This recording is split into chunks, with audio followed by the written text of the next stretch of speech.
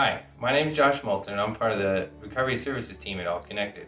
My department handles the setup, monitoring, and management of backup solutions that we deploy at our clients to help protect their systems vital to their organizational operations.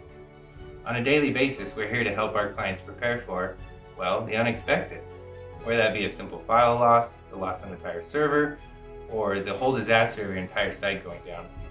3 ways that we do this is by maintaining the jobs that we have set up, checking their success on a daily basis, making sure that RPO and RTOs are being met, and essentially quickly troubleshooting any issues that are found.